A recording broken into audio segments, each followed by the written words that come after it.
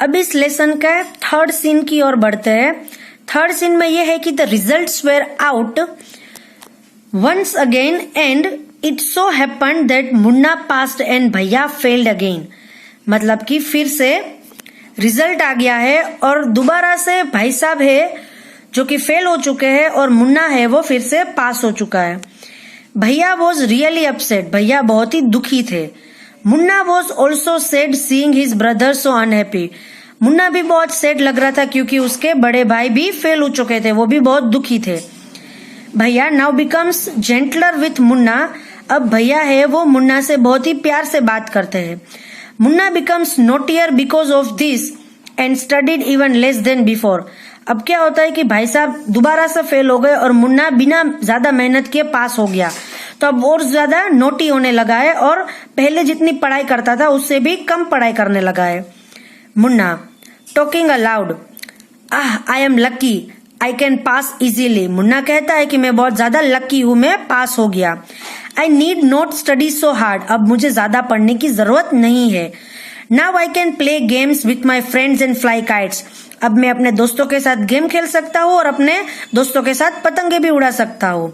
But I should still be careful that भैया does not see me flying kites, मतलब कि अब मुझे और सतर्क रहना होगा कि भैया मुझे पतंग उड़ाते हुए ना देख ले।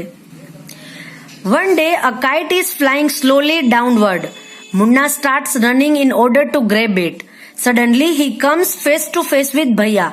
अब एक दिन क्या होता है कि मुन्ना है वो पतंग उड़ा रहा होता है और धीरे धीरे पतंग नीचे आ जाती है, तो मुन्ना उस पतंग को लेने के लिए दौड़ता है उसे पकड़ने के लिए, तो अचानक से उसका भाई आ जाता है और दोनों एक दूसरे के सामने खड़े हो जाते हैं।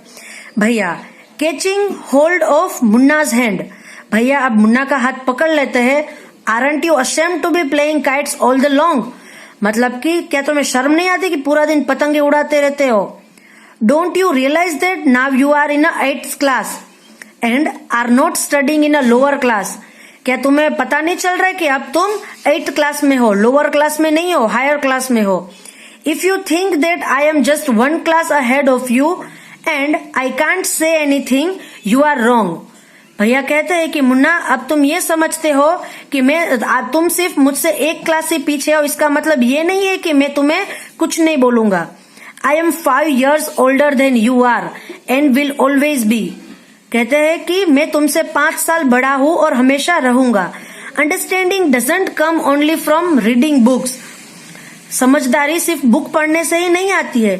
Look at माँ and बाबा. माँ has never gone to school and Baba has only passed to 5th class. भैया भाई साहब कहते हैं मुन्ना से कि माँ बाप की तरफ देखो, माँ है जो कभी स्कूल नहीं गई है और बाबा है जो सिर्फ 5वीं क्लास तक पढ़े हैं। मुन्ना रियली भैया इज दैट ट्रू, मुन्ना कहता है कि भैया क्या ये सच है। भैया yes there are thousands of things that they know more than you and me, मतलब कि भैया कहते हैं कि माँ और बाबा है वो हमसे हजारों चीजें ज्यादा जानते हैं जितना कि तुम और मैं जानते हो। And even if we have studied the wisdom of the whole world, माँ एंड बाबा will always have the right to explain to us and correct us, मतलब कि हम लोग दुनिया की सारे बुक्स पढ़ ले, सारी किताबें पढ़ ले, फिर भी माँ और बाबा को हमसे ज्यादा एक्सपीरियंस है और वो हमें हमारी गलतियों के लिए हमें कह सकते हैं। Now, what would you do if I were to fall sick today? अब ये बताओ कि आज मैं बीमार हो जाऊं तो तुम क्या करोगे। मुन्ना कहता है कि I don't know भैया, I would tell Baba and he would rush to the hostel, मतलब कि मुझे नहीं पता कि तुम बीमार पड़ोगे तो क्या करूंगा, मैं तो बाबा को फोन कर दूंगा और बाबा हॉस्टल आ जाएंगे। भैया I had expected this answer, भैया कहते कि मुझे यही आंसर एक्सपेक्ट है कि तुम यही जवाब दोगे। Now Baba would not get upset, अब क्या होगा कि मैं बीमार होऊंगा तो बाबा आएंगे और दुखी नहीं होंगे।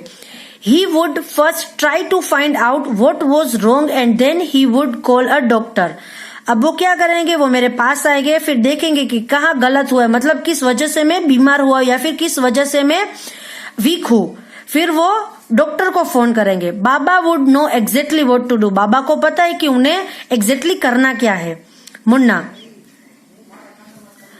With tear in his eyes, भैया I am sorry, what you say is true, Munna कहता है रोने लगता है और कहता है कि भैया मुझे माफ कर दो, आप एकदम सही कह रहे हो। भैया हग्स मुन्ना लविंगली, भैया है वो मुन्ना को हग कर लेते हैं। भैया I also like to play and fly kites, भैया कहते हैं कि मुझे भी खेलना और पतंग उड़ाना बहुत अच्छा लगता है।